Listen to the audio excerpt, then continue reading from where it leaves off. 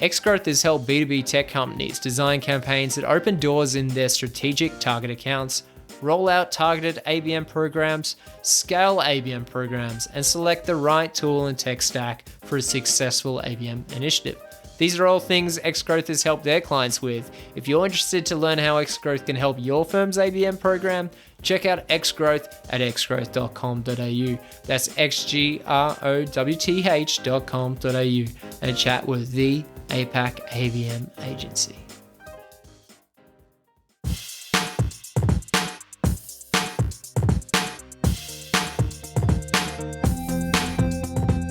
What's up, marketers, and welcome to another episode of the Growth Colony podcast. I'm Liza from Xgrowth to tell you that each episode we bring in B2B leaders to chat about the yeses and nos to achieving those everyday wins in the marketing world. Whether you're new to the B2B game, working at a leadership level, or even just showing some interest, we know you'll love the episode. So grab a drink, get comfy, and enjoy the show.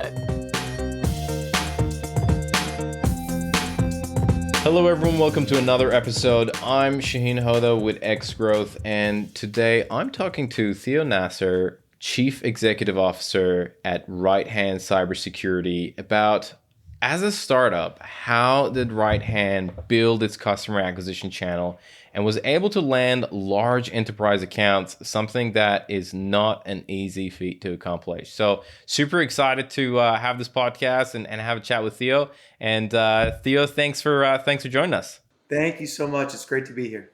Absolute pleasure. Let's dive into a little bit of background on Right-Hand.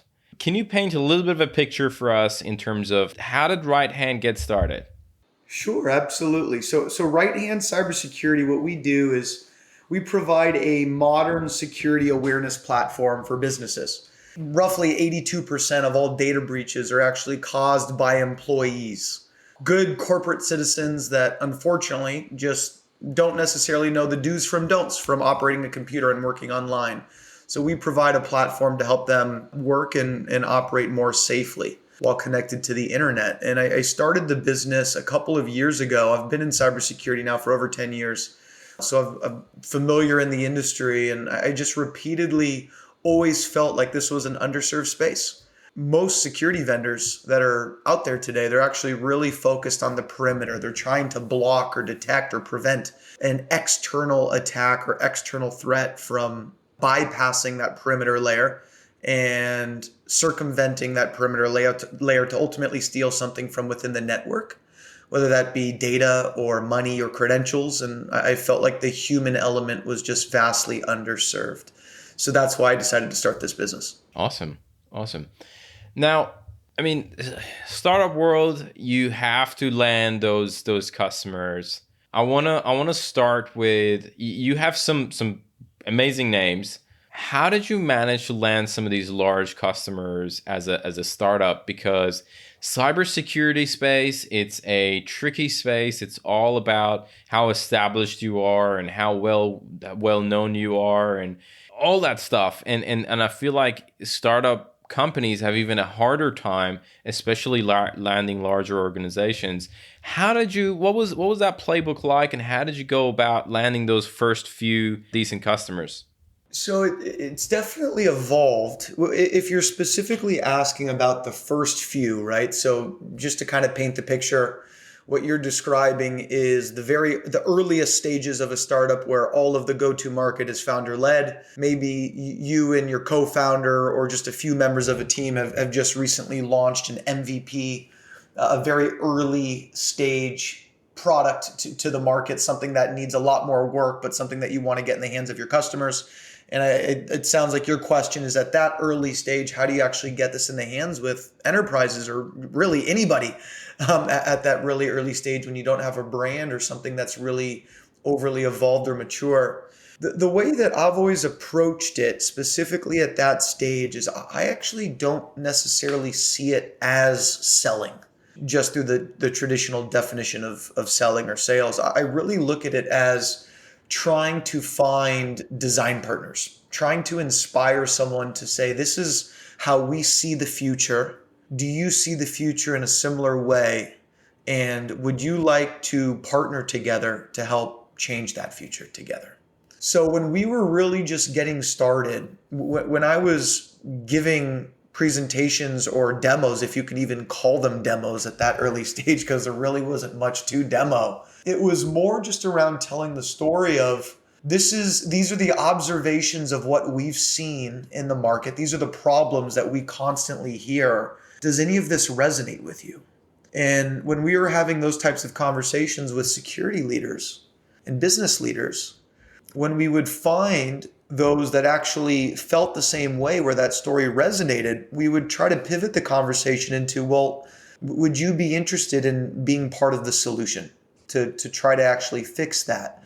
And the way that we would position it is in a way where it was mutually beneficial for both parties.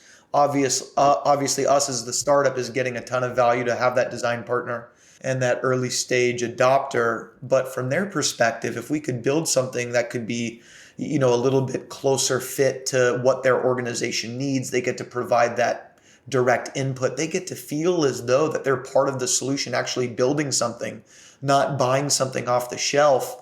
It's actually a really empowering feeling for a customer. So at those really early stages, I guess just to summarize, we didn't approach it as selling. It was more around inspiring and designing in tandem with an early adopter.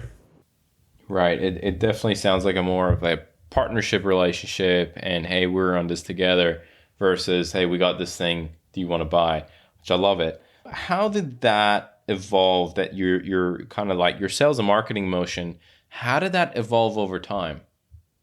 We were in that phase really until we felt as though we had something, a product, an actual something to sell that was ready for more scale. So once we started gaining some traction using that approach that I described, we were able to get some customers on board.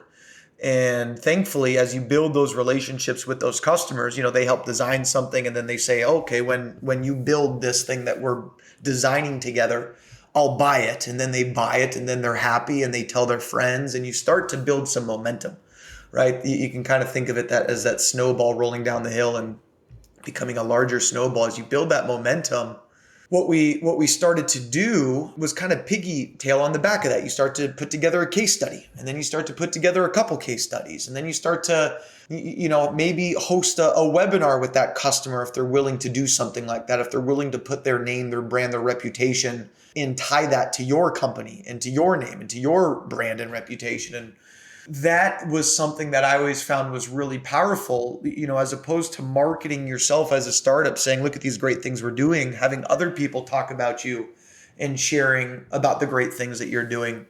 That was a really powerful way to just kind of help find other people who are interested to hear your story as well. And from there, once we started kind of getting a couple of those wins under our belts, we started to develop a process. Well, what message was resonating? How can I document this?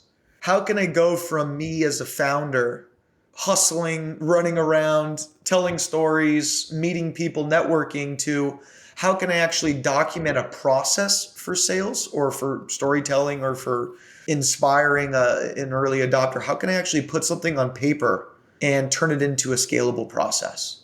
What tools do I need to use? How do I manage that sales cycle? And then through that, you start to build a process, a sales playbook, and a methodology that can ultimately start to scale the early elements of a go-to-market.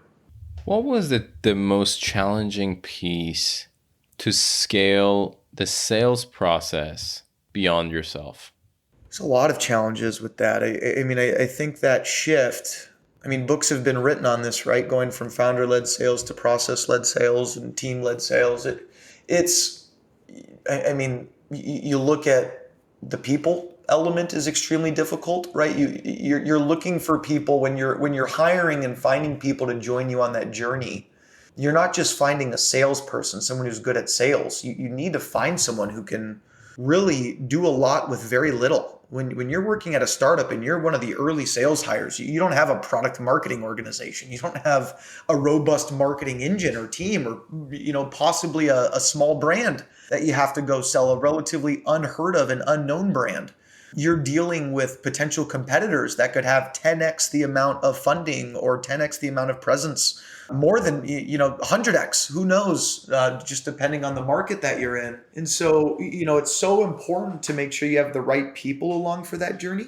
Definitely, I'd consider that to be the most important thing. You got to make sure you have the right partners that you're bringing on board to support you with that, and then from there it's, well, what am I doing to empower those people and make them successful? You got to put a lot of time into the technology that you use. What's your sales tech stack? If you kind of break down your sales motion into different sales stages, what am I using as a database tool? Am I personalizing every email? Am I automating my emails? What am I using for phone calls or cold calls? Am I recording those calls? How am I managing those reps and those individuals who are making those calls? What are the KPIs for those individuals? How can you set those people up for success with the right tools, the right process?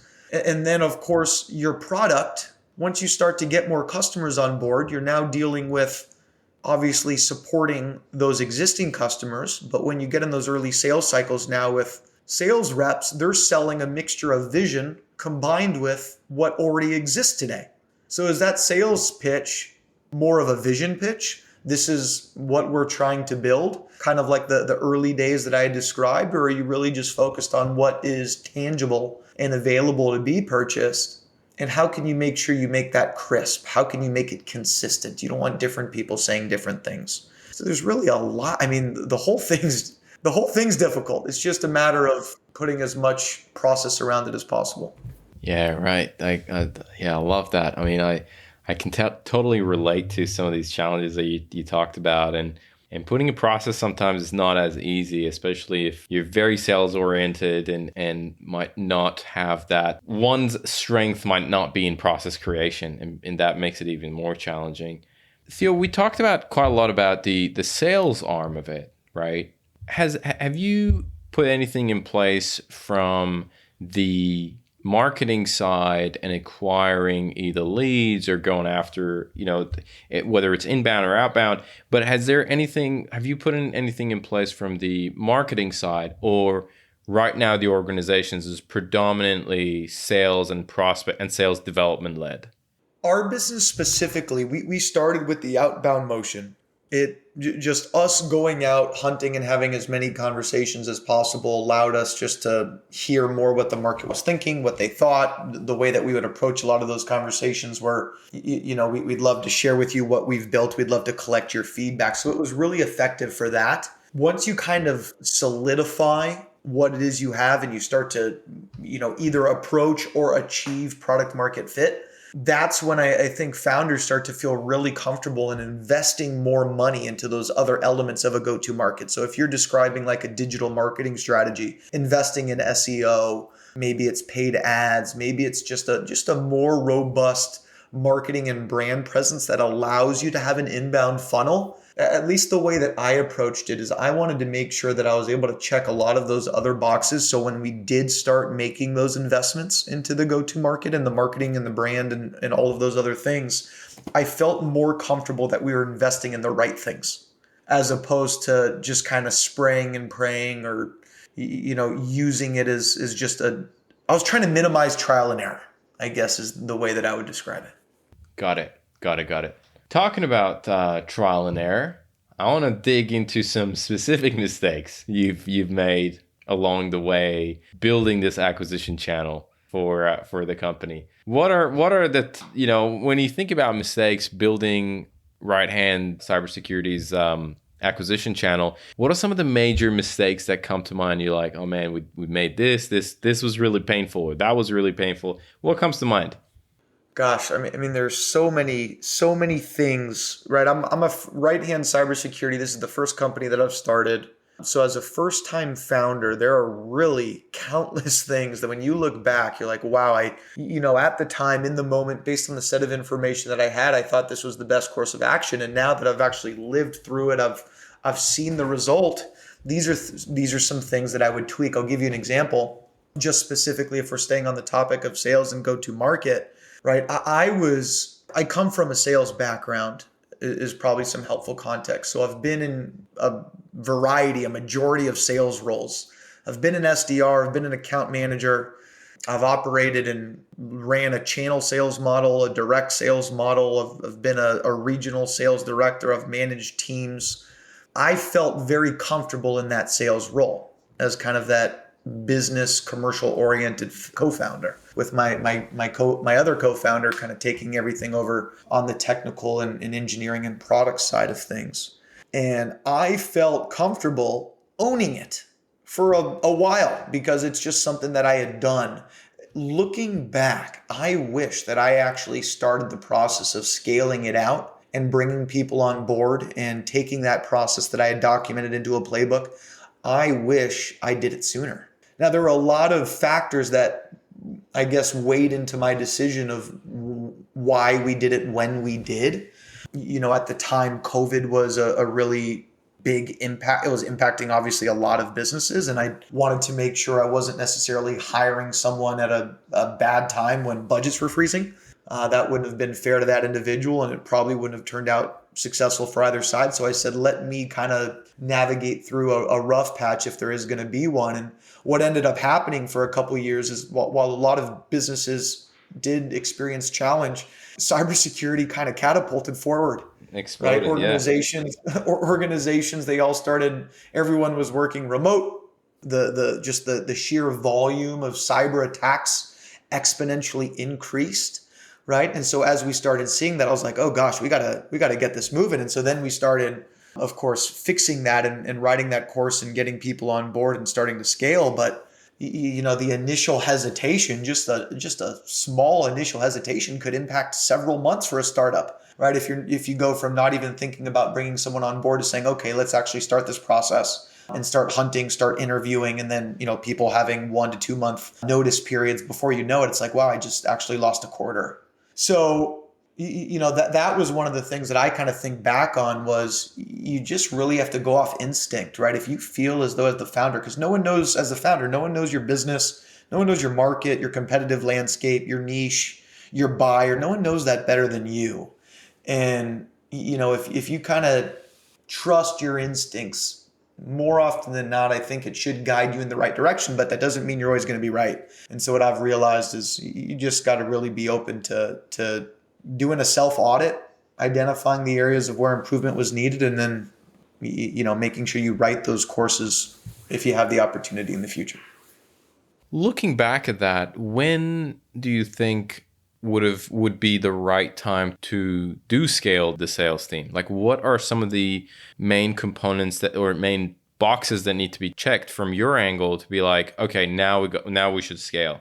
I think the obvious indicator is product market fit. And as a founder, it's something that you just feel, right? When there becomes a pull for your product, when you start seeing people reacting to your product in a different way than they were before, if you start seeing your sales cycles become shorter, if you start seeing your buyer telling you things, about your differentiation and about how you stick out as opposed to other competitors or other platforms. I think when you start getting that pull that you're nearing or have achieved product market fit, I think one could argue it's already too late, right? Because at that point, like I said, if you make that conscious decision, you're probably a quarter away.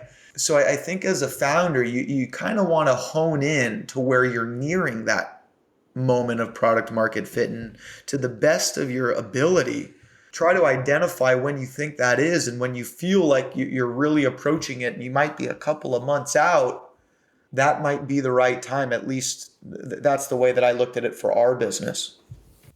Got it. It's the right time to kind of think about expanding and scaling the sales team. Very interesting approach. And, it's interesting that you did not go, a lot of organizations would go down the marketing path, right? And they would say, hey, we're going to scale, we're going to grow with marketing, and maybe later on we'll introduce salespeople on our team, or whether it's customer success, whatever it is. But you've gone from an outbound perspective and growing the team from that angle. I love that. Theo, are there any other mistakes that come to mind? I do want to ask a couple of rapid fire questions, but before I kind of go there, are there any other mistakes that you can think of that you think it's worth covering? Based on what you just said, right? You kind of just gave that other perspective of, maybe some founders prefer to invest in marketing. I think it really does come down to what it is that you're building. What kind of company are you? Are you a B2B SaaS targeting enterprise clients? Are you building a B2B SaaS where your customer acquisition strategy is through some type of freemium or product-led growth motion? Right? Because depending on how it is that you want to acquire your clients, that's going to answer the question of what kind of organization you want to build and where you want to invest your money. Right? Obviously, if this is about a freemium motion, you're not hiring enterprise, expensive salespeople, at least not initially. You're probably investing in that marketing channel, finding ways to put this in front of your adopters and your users, if that's the type of solution that you're bringing to market. If you're selling through a channel, right, maybe you're not scaling a sales team. What you're doing is actually just bringing on board resellers, or maybe it's an MSP, a managed service provider, a systems integrator that you want to sign up and register. Right? You want to understand what type of partner is the best fit. And then again, if you're trying to scale a direct enterprise or just a direct sales channel, are you looking for full cycle AEs? Do you want to introduce a sales development function? So where you invest as a founder, it really, obviously, it just depends a lot on what kind of business it is that you want to build. And of course, what are the financials behind it? What are the unit economics? What is it going to cost to acquire a client is obviously extremely important. All of those economics of the business is extremely important, factors into all those decisions. I love the fact that you say that. I feel like there is a lot of hype around product-led growth, to a point that a lot of people talk about, hey, that is the only right way. That is the holy grail of what you should be going for. And if you go any other way, you're either backwards or you're not thinking right. And usually this happens when there's a great amount of hype around something, right? It's like, oh, you're not investing in Bitcoin? Well, you've completely lost your mind, because Bitcoin is just going through the roof. But when it crashes, nobody talks about it. And I love that you put that into perspective, that, hey man, it all depends. There's so many factors that need to be taken into consideration. And yes, it could be a great model, but it all depends on the business that you're building and the type of customers that you're serving, and yada, yada, yada. So I think that's an amazing point that you brought up here. Theo, before we go into the rapid fire questions, is there anything else that on this topic, on building a acquisition channel, on landing large accounts, on mistakes, is there anything that you think we should talk about that could be valuable that we haven't touched on? I guess the last thing that benefited us was just leveraging warm introductions and leveraging networks, right? Most people, just think about yourself. Do you feel more comfortable meeting with a stranger if they're being introduced to you by a mutual friend? Or do you feel more comfortable giving that person your time if it's through a cold call or a cold email or some type of cold outreach? As a founder, I think you really need to make sure you are investing so much of your time into networking, building your own brand, finding people who are willing to support you in some way, asking people, feeling comfortable just to ask people for help, because it's going to pay massive dividends for the business if you're able to leverage those relationships to break the ice with some of those customers. I really can't emphasize that enough, and just the role that networking has played, right? As exhausted as you're going to be as a founder, right? You're up all night dealing with product stuff, and then you're working all day trying to expand your business, prospect network, build process, whatever it is that you're doing. And then early the next morning, there's an event that you need to travel an hour and a half to get to, or you need to wake up for that 6 a.m. flight. It is so important just to put yourself out there as a founder, to try to network as much as possible so you can leverage that to your own business's success. Because when you're a founder, especially in the early days, you really kind of are the brand, right? Before your company has the brand, you are the brand. So really trying to leverage that as much as possible. I love the fact that you're like, you just got to ask.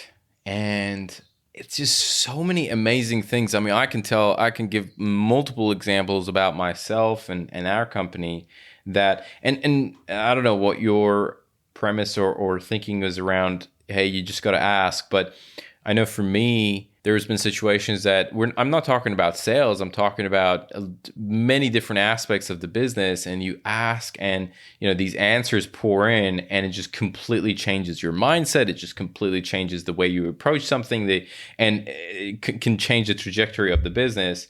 But it also baffles me how little we do that. And if we double, triple, 10 times the number of times we just ask, hey, how do you do this? Or how did you accomplish this? Or, hey, would you be open to helping us on this thing?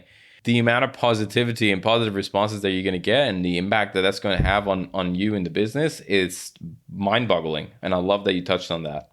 Absolutely. And you start to see it with founders too. It's funny, founders are pretty ambitious, for the most part, pretty ambitious people, right? A lot of founders don't necessarily need to be founders. They can go get a great job somewhere and they can, make solid money and probably be really happy, but there's something nudging them. There's something that is kind of putting them down that path, that journey to become an entrepreneur. I think, at least for me, I remember when I was eventually, I was just like, what is there to lose? Like asking people for help, asking, for support if you need it, or just, can you assist me with this introduction?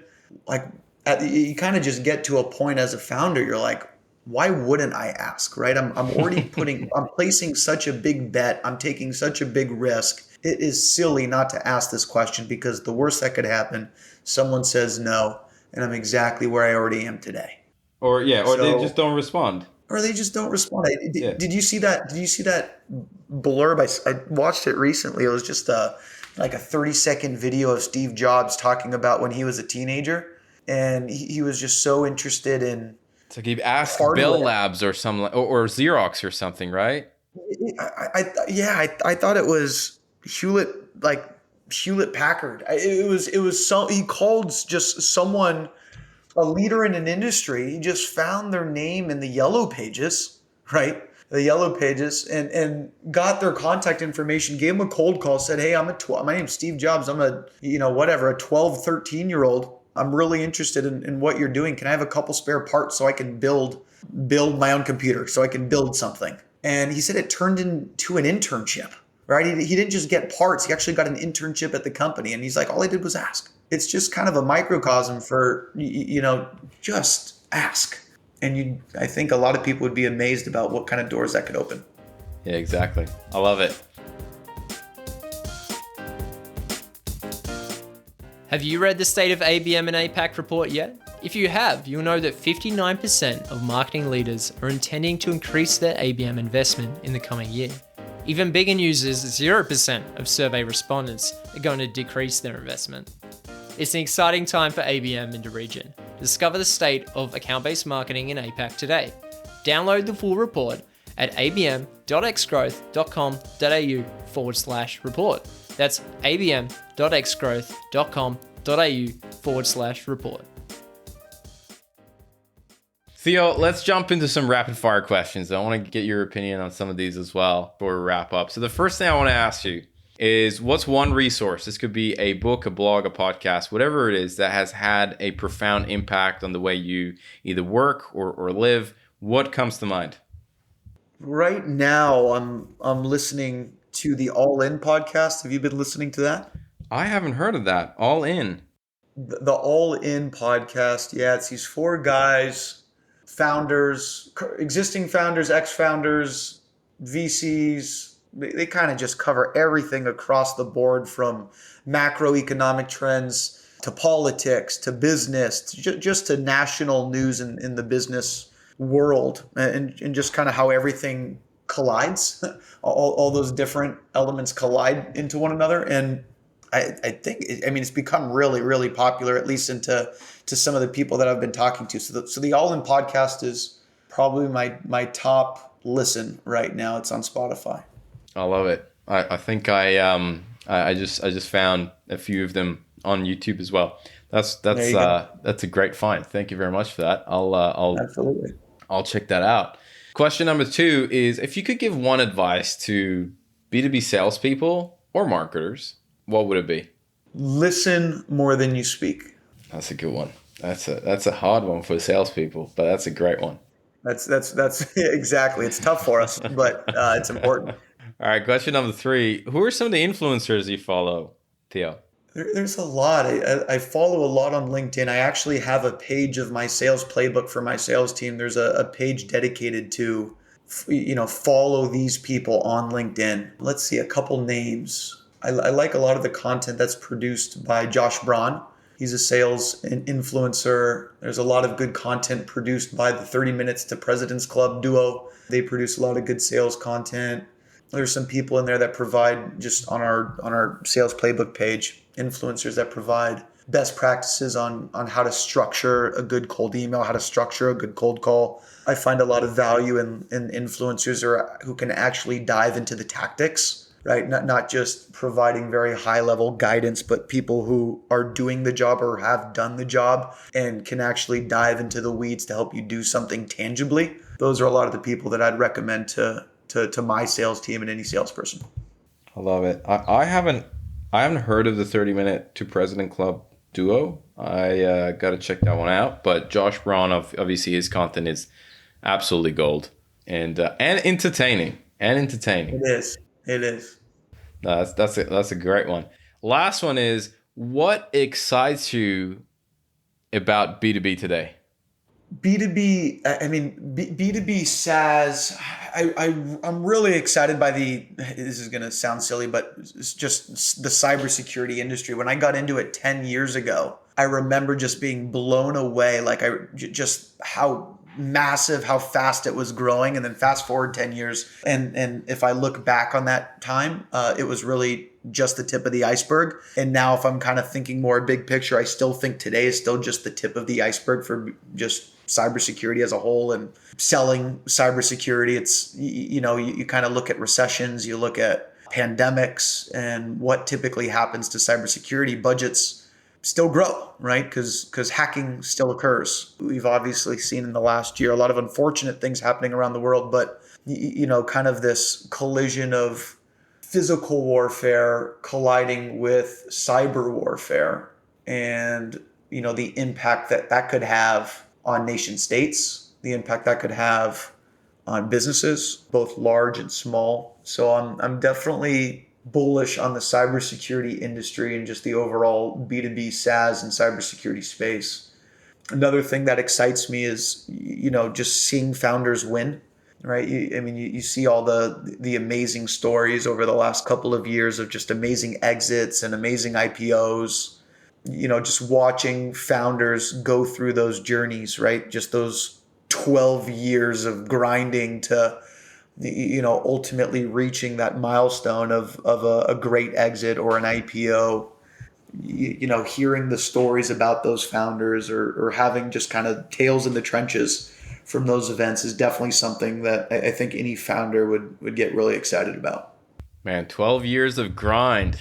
I hear ya. No, that does sound great, and yeah, there's a lot of great news out there. As much as there is negative news around cybersecurity and not so great, there's also the awesome exits and amazing inspirational stories out there. So, Theo, really appreciate it, man. This was a great conversation. I really enjoyed it. It's always great to have a founder on the podcast, a B2B founder. So, thank you so much for your time. Thank you very much for coming on the pod.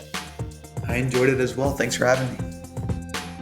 Today's episode of Growth Colony was produced by Alexander Hipwell and Liza Maywald. It was edited by Dave Samito with additional editing by Liza Maywald and music arrangement by Alexander and Liza. Special thanks to Tina Wabe. We couldn't make this show without you. Growth Colony is hosted by Shahin Hoda, Director of Growth at Xgrowth. If you enjoyed the podcast, please subscribe and give us a rating on Spotify or Apple Podcasts. Do you think you'd be a great guest or just interested in a chat? Send through an email at podcast@xgrowth.com.au. That's podcast@xgrowth.com.au. That's all for now. We'll catch you next week right here on Growth Colony.